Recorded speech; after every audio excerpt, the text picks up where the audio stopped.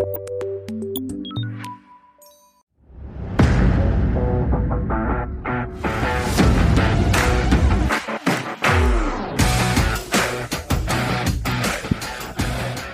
friends. Uncle Marv here with another episode of the IT Business Podcast, coming at you from Minneapolis, Minnesota. Yeah, that's where I'm at. If you heard the previous episodes, I explained it all. First time here. It's colder than it should be, but it's splendid. It sun's out. All is good. Now, I did tell you I was going to try and look for one of the speakers that I saw, and she is here. Melanie Curtis, who is a world record professional skydiver, keynote speaker, coach, all sorts of things. Melanie, thank you for joining. Uncle Marv, I am psyched. Let's do this. ACES Conference 2026. Let's go. Now, let's start with one of the most obvious questions that people are going to say. What does skydiving have to do with tech? But so good, yeah.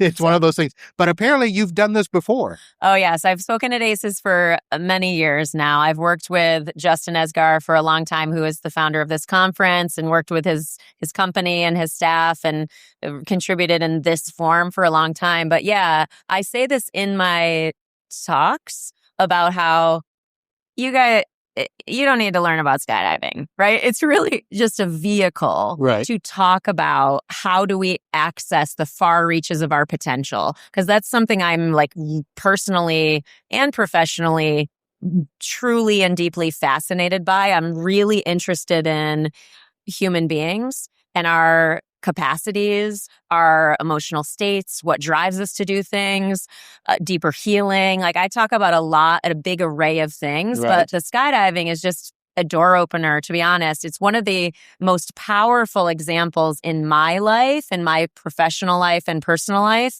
that speaks to fear, discomfort, trusting our intuition, building a support system, or a support team, all kinds of things that I expand into. A business owner should be focused on and doing. Yeah.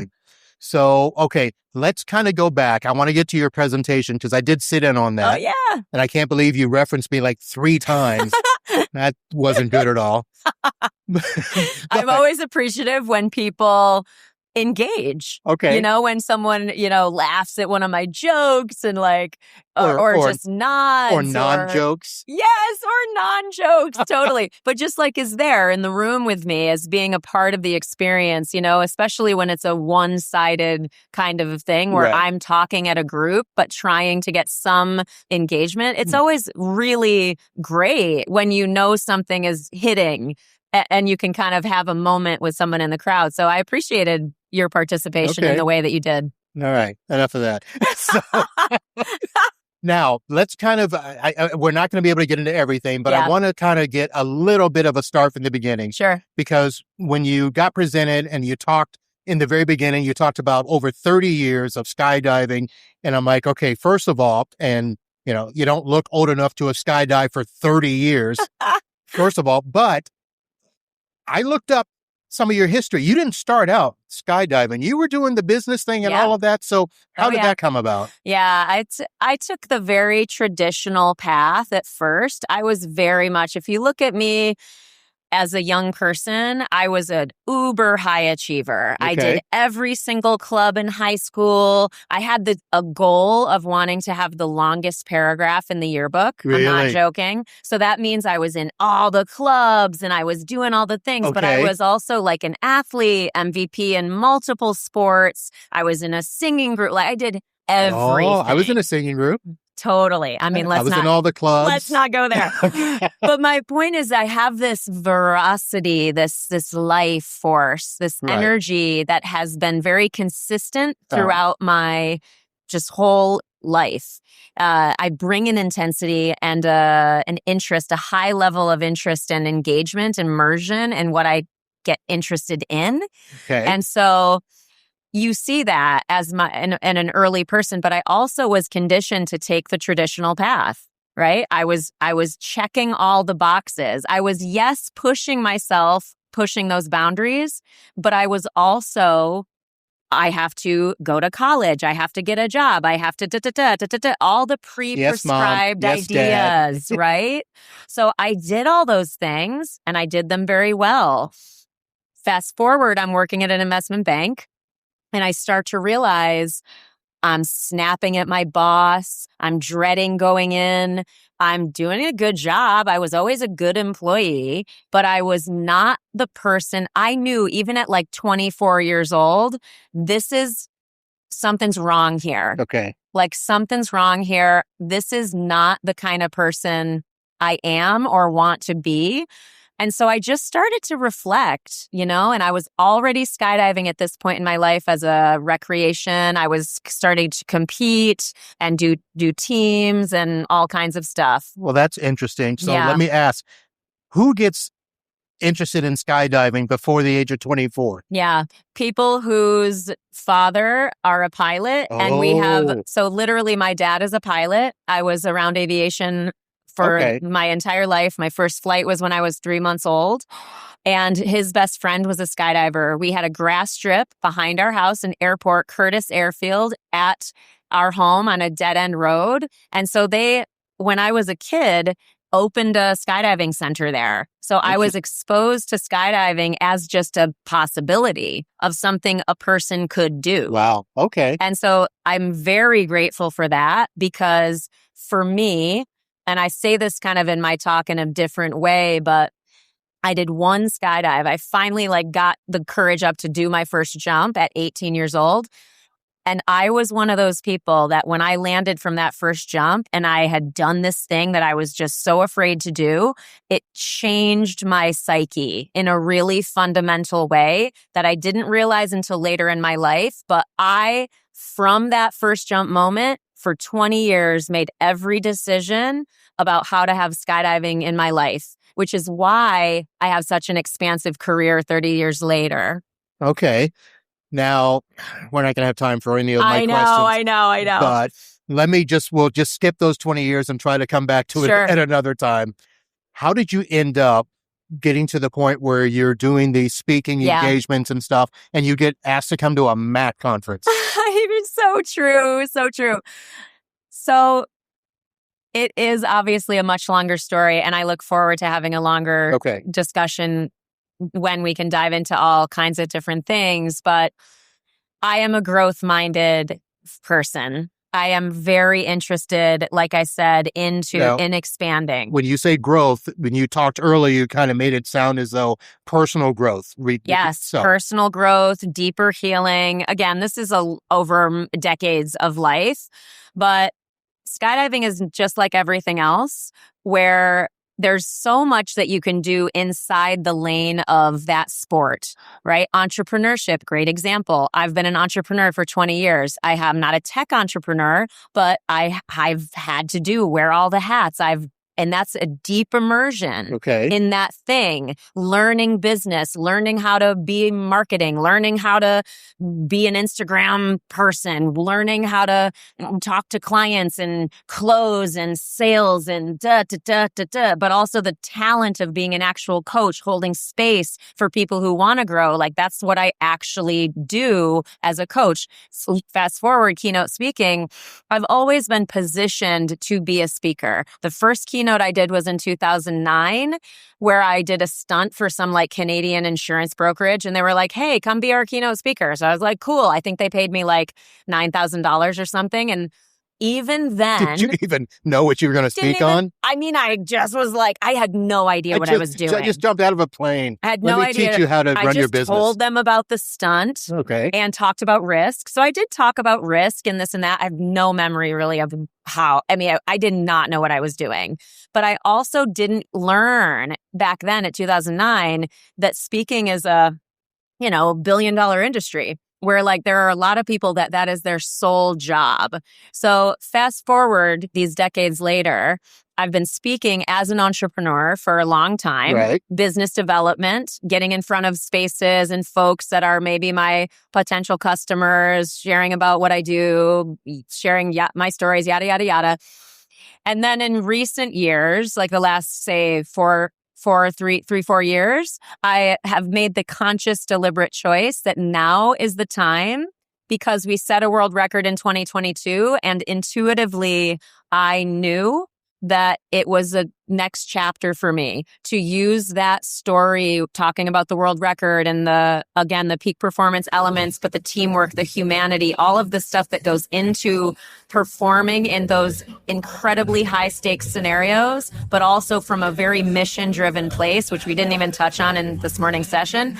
That was just, I knew that was what was coming next for me. Okay. And so that's the very short version of how I now am a full-time keynote speaker. I certainly still coach. I have clients, but that's not what I'm promoting publicly. I only talk about in my public presence, outside of the ridiculous comedy that I do, which I highly encourage people to go follow me for that.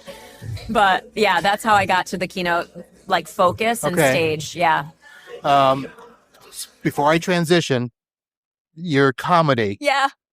What's the percentage of cat comedy in your comedy?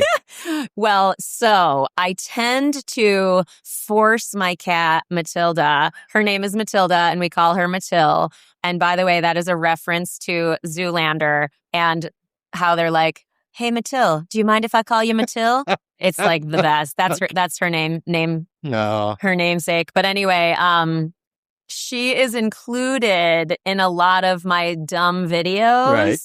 But it's not necessarily cat comedy, right? She's just like, I'm basically playing on the like crazy cat lady thing. She's a prop.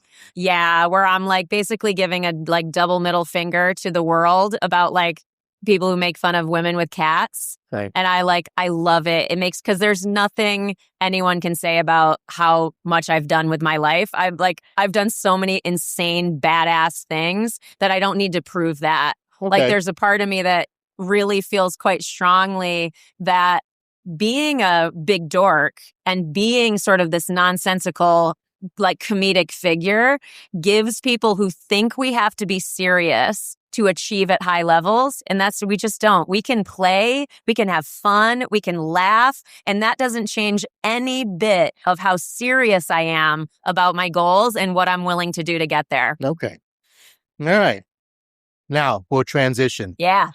The types of questions that you get when you finish a conversation at an event like this, I imagine that they're not always technical, right? But I have a couple of technical ones I'm going to ask you. Yeah. But what are the most typical questions that you get? It really varies. It varies on the audience, right? So if a person hears something that's very relevant to a challenge that they are experiencing in their industry field, because I'm a very non-industry speaker. Right? So you're like, how do you end up in a tech conference? Because that's the whole thing. Good question. Because I'm not a tech person. Right. But what I talk about are themes that are universally applied in basically any area of business or team and professional development, such that when a person has something ring true for them, then they usually will ask a question about that. Does that make sense? So that's kind of hard to describe. So, I mean, here's where I was going. Yeah. Because I always try to find a way to bring it back to my audience. For sure. And the thing that popped out to me, I was trying to go through stuff and I was like, okay, the way that you talked about preparing for the world record. Yeah. That, everybody just focuses on the world record. Yeah. But it's not just one jump. It's days and days and it's jumps and jumps. The process of planning and making sure that you've got backups in place, because let's face it, you mentioned it at the end. Everybody talks about, all the fears. Yeah. Well, we always joke about when stuff happens is like, well, did you die? Well, in your case, that's a real possibility. Yep. But what are all the things that go into what you do to prepare and have those backups and all those, plan B, plan C type things? That's a much too long of an answer to fully answer. Okay. Just to say that as a caveat, because I will say I will answer it in at least in part. Okay. But I knew this was going to be. Yeah, it's so there's so much here that's so applicable, and entrepreneurship is such a beautiful parallel because it is this big, beautiful beast of being a business owner and being someone who has to learn how to talk to their staff, how to build systems, how to document, how to actually take tickets, how to, you know what I mean? There's so many. I mean, yeah, I've been a coach for, techies for a long time, which is cool. So I've learned a lot just by osmosis. But for skydiving, what goes into it is it's years and years of learning skills. So I have to first learn how to fly my body in free fall. I need to learn how to land a parachute. I need the very basic skills that a skydiver needs to save their own life. So that's one. Okay. I got to learn how to do that on my own. And then over time, I get coaching. I get into the wind tunnel and I fly for thousands of hours, figuring out how to fly on my belly in this orientation, and then learn how to fly vertically upside down on my head going much faster. I need to learn those skills in order to even consider being invited on a world record, right? I need to learn how to work in a team. I need to learn how to express around what I did right on a team jump, what I then would like to improve. I need to have humility to be in that process, knowing I'm going to screw up. It's just like all kinds of mental, emotional skills. I need to learn how to be detached from the outcome. What if I get cut and I'm not on and I don't end up on the world record? That is a huge mental hurdle that if we're talking just world records, that people, if they don't know how to manage that emotional attachment to outcome, they perform more poorly. And so entrepreneurship, it can be maybe likened to feeling scarcity, which is totally understandable. If you're like, I gotta get this client has to solve or has to sign, has to convert. And you're bringing all this intense attached energy, you're tighter, they're not going to like you as much. They're not going to feel safe around you. They're going to feel pressured. That's a skill a person in business needs to learn. Yep. So there's a lot that can go into it, but yeah, I mentioned about how I eat the same food, there's a lot of peak performance stuff too. That was good. I like the answer. I was thinking in those very terms of the same things that you go through, but you're focused on one single thing. Correct. Most of the time. We're kind of that way as well, but it may be landing a client. It may be getting a client to choose a product and a client saying no. Yeah. And how to deal with that rejection, how to pivot, when things don't, what happens when a server blows up, those sorts of things. All the things. All right. Okay. So, wow, there's a lot there. I know. There's so much. I'm grateful that I get to do this work. I really am. It's wonderful to get to work with people who want to learn and grow. Okay. Anyone listening to this show is interested in growing. You wouldn't listen to a show like this if you didn't want to learn more. Well, tell me this, because obviously, first time I've seen you, first time I've been to this event, most people probably wouldn't see you unless they went to an event. Yeah. I'm going to have listeners, they're going to want to say, how do I find out about Melanie? Yeah, so thank you. Where would you tell people to go to hear or see more about you? Thank you so much. Yeah, my website is melaniecurtis.com, MELANIE, Curtis, like Jamie Lee, like Tony, melaniecurtis.com. And find me on LinkedIn. That's a channel that I use for sure for work. And my Instagram channel is 100% a fun place. I invite you there. That's Melanie Curtis 11. And that is, by the way, a joke from Spinal Tap. People who go to 11, if you get that joke, you will love it. Oh, yeah. Okay. We are not chasing that rabbit. It's a whole nonsensical thing. But anyway, I am so grateful. Thanks for having me. You're also an author. You wrote some books. That's right. So I'm going to find all that stuff and we'll get it listed. And we will definitely set up a time where we can talk longer and flesh out some of these things. Thank you so much. Melanie, thank you for stopping by. Love it. All right, folks, that's going to do it. We'll be back with more from ACES 2026 here in Minneapolis. See you soon. Holla.